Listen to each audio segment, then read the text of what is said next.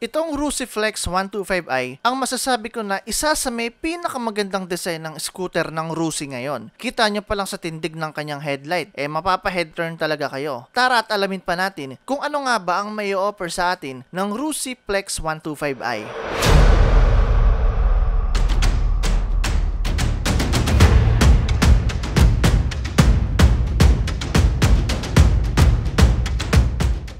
Nung pumasyal ako sa Rusi bandang Camarin Road, Area A, pagkalagpas lang ng Sabarte Mall pag galing kayo ng SM, ay napansin ko agad itong Rusiflex 125i. Sa forma pa lang, makakuha na agad nito yung atensyon nyo. Ang ganda ng design tapos may resemblance siya sa Honda Beat Fi. Dito pa lang sa headlight pang malakasan na. Nagmistulan itong parang may mata dahil dito sa white fairing na nagsaseparate sa headlight. Sa gilid po ay matatagpuan ang kanyang signal light. Dito sa tail light, isang assembly lang po yung signal at brake light. Advantage nito ay di prone sa bali ng signal light kasi integrated na. Nakadagdag forma pa dito yung design na X na nagse-separate sa signal light at brake light. Dito po sa kanyang preno sa unahan, meron tayong disc brake at dual piston caliper po ang ginamit dito. Kaya mag-expect tayo ng napakakapit na preno. Tapos samahan niya pa ng malaking rotor disc kaya ramdam niyo talaga yung kanyang stopping power. Sa likod naman po, meron po siyang drum brake. Sa ganitong kategory, normal lang naman po na drum brake po ang mga ginagamit sa mga ganitong motor. Makakakita tayo ng mga disc brake yung likod sa mga 150cc pataas. Pero dito sa ganito, normal lang to mga pare ko eh. Sa suspension po, sa unahan, meron po tayong telescopic fork. Dito naman po sa likod, meron po tayong single shock at dito po yung kanyang mount. At makikita po natin yung spring na ginamit ay kulay itim po para tumerno dito sa may black fairing siya dito po sa kanyang air filter.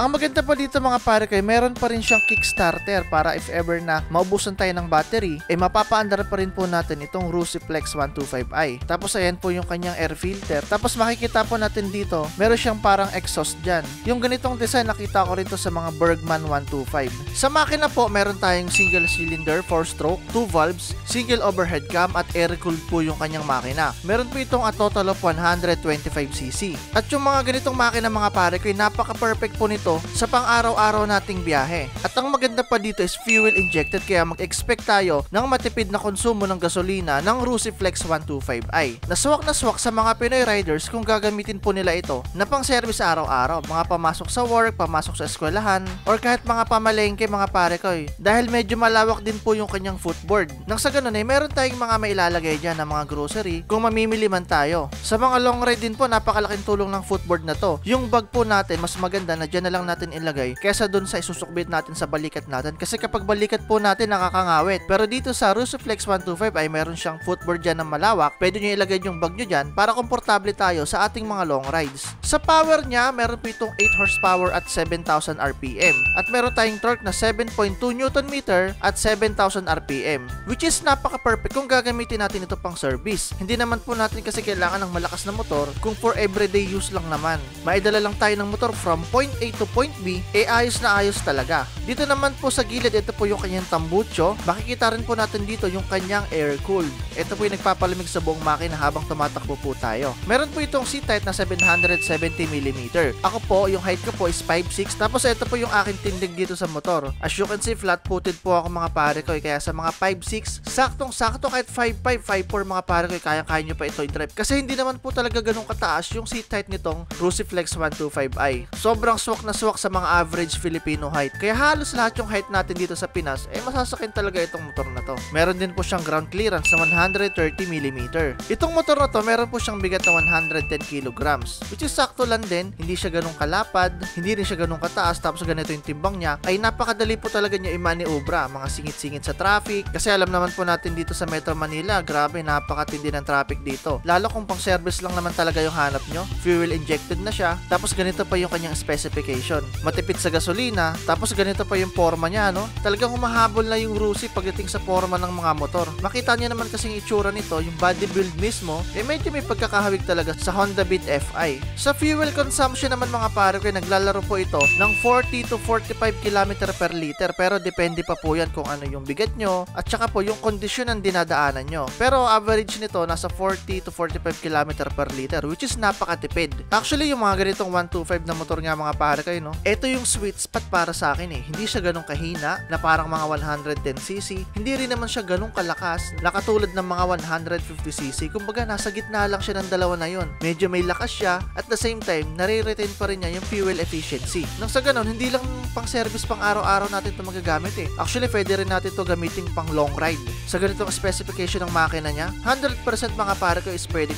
Sa mga gulong naman po, sa unahan, meron po tayong 70 by 90 size 14. Sa likod naman po, 90 by 90 size 14 din po yung gulong. At unfortunately, hindi pa po siya tubeless, meaning naka-interior pa po yung motor na to. Sa instrument panel naman po, nakakagulat na naka-digital na po siya. Normally kasi sa mga Russo na ganitong 125cc na scooter, makikita natin naka-analog sila, pero dito, grabe naka-digital na siya. Alam naman natin kapag digital, napakarami po nating mga information na makikita dyan. At saka napaka-futuristic ng design. Dito naman po sa bandang unahan, meron po tayong USB port. So dito pwede na tayo magsaksak ng gadgets natin dyan, mag-charge kapag maglo-long ride tayo or gagamitin natin to pang everyday use. At USB ready na po siya, hindi nyo na kailangan ng mga socket dito. Rekta saksak nyo na po yung gadgets nyo dyan at makakapag-charge na kayo. Para sa akin, napakalaking tulong nito kung gagamitin nyo to, yung mga panglalamove, pang long ride. Yung phone kasi natin ginagamit natin for navigation. Kung ganun wala na tayong pangamba na malobat yung mga gadgets natin sa biyahe natin dahil meron na tayong charger. Tapos makikita po natin dito yung ating hook. Pwede tayo magsabit dyan ng mga pinamili natin or mga bag or kung ano-ano pa. Tapos dito naman po yung kanyang susian.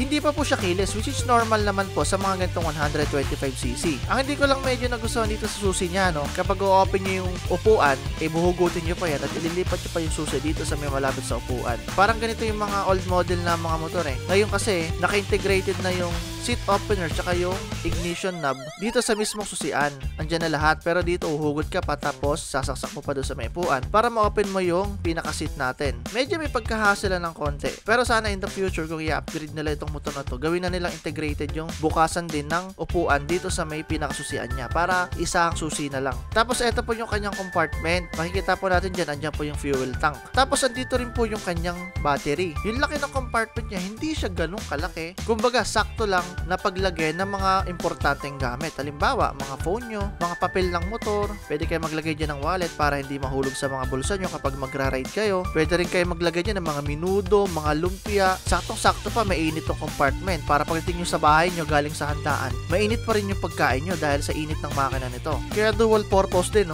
Sa upuan naman mga pare ko, eto siya, May pagkakahawig talaga sila ng Honda Beat FI, yung lapad ng upuan. Kung ano yung nararamdaman nyo sa pag-upo sa Honda Beat FI, ganun din po yung pakaramdam ng pag-upo dito sa motor na to. Yung taas, yung lapad, yung pakaramdam sa puwetan nyo, ganun na ganun po mga pare ko, grabe, napaka-identical. Yun nga lang, yung makina nito is 125cc. Dito sa fairing niya, napakaganda talaga ng color white, tapos yung kanyang mga sticker. Mahangas din po yung pagkakadesign. Tapos makikita natin dito yung Flex 125i. Yung I na yan mga pare ko, indicator po yan na fuel injected po itong motor na to. Tapos dito po sa may kanyang grab bar, mapapansin po natin yung texture niya. Medyo rough finish po. Hindi siya yung tipong glossy black lang ilagay natin yan, normal lang. Pero dito, may design talaga siya na rough finish. Nang sa ganun, kapag humawak yung mga angkas nyo dyan, kahit pa paano, may kapit yung kamay nila, hindi basta-basta po dudulas. Sa left switch mga pare kayo, makikita po natin dito yung kanyang signal light, meron po tayong busina, at high beam and low beam. Wala po tayong hazard, wala rin po tayong passing light. Pero itong tatlo naman na to, ito yung mga pinaka-importanting mga button sa mga motor. Sa kanan naman po, makikita natin yung ating starter. Meron po tayong on and off ng ating headlight at ng ating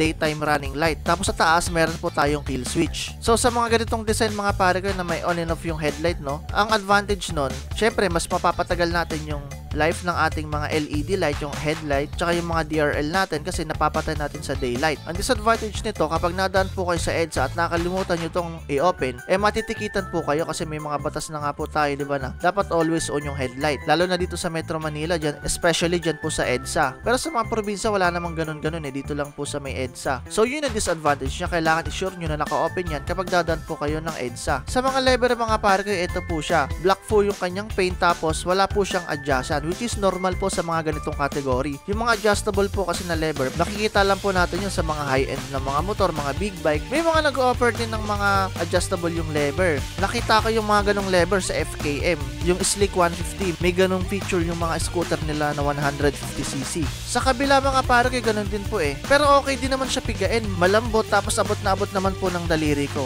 Hindi naman ako nag-struggle na i-operate yung mga brakes niya. Okay na okay sa mga 5'6" na height. Yung mga katulad ng Galamay kamay ko, walang problema. So dito naman mga pare kay mapapansin natin meron siyang mudguard. Ang maganda dito, nasasalo talaga niya yung mga putek na tatalsik. Kapag may susobra pa, makikita natin dito, meron tayong goma dyan ha. Kapag may mga lumalagpas pa rin dito sa may mudguard na yan, sasalo dyan yung goma na to. Kaya yung putek hindi talaga rekta na tatalsik po sa makina natin. Maganda to, no? Stock pa lang nitong Rusiflex 125i, meron na siyang ganitong mudguard. Kasi yung click ko, napakaikli talaga ng mudguard nun Talagang yung putek, tatalsik talaga sa makina kapag stock. Kaya bumibili tayo ng mga mudguard o rear fender natin para malesen natin yung putek na tumatalsik. Sa price naman natin mga pare ko, ang cash po niya ay 60,000 pesos. Tapos pwede naman po kayo mag-installment. Meron po itong down payment na 3,000 pesos. So kung 36 months, meron tayong monthly amortization na 2,760. Sa 24 months, meron po tayong 3,700. At may rebate po ito na 300 pesos. So kung mas maaga kayo maghuhulog or on time po kayo maghuhulog, meron po kayo makakuhang rebate na 300 pesos. So itong 2,700 na to na 36 months, magiging 2,360 na lang ito. So malaking bagay na rin mga pare kayo yung rebate natin. So ilang mga pare kayo sa mga interesado po nito, kung gusto niyo po kumuha, kung taga dito lang po kayo sa may North Caloocan, punta po kayo dito sa may Sabarte Road. Pagkalagpas lang po ng Sabarte Mall, makikita niyo po yung Rusi dito. Napakadaming motor po, iba't ibang kulay, hindi lang po Rusiflex, napakarami pong mga motor na mapagpipilian, depende po sa kung ano po yung hanap nyo. Ayun lang mga pare kayo, kita-kits po tayo sa next vlog at have a nice day po. Thank you for watching.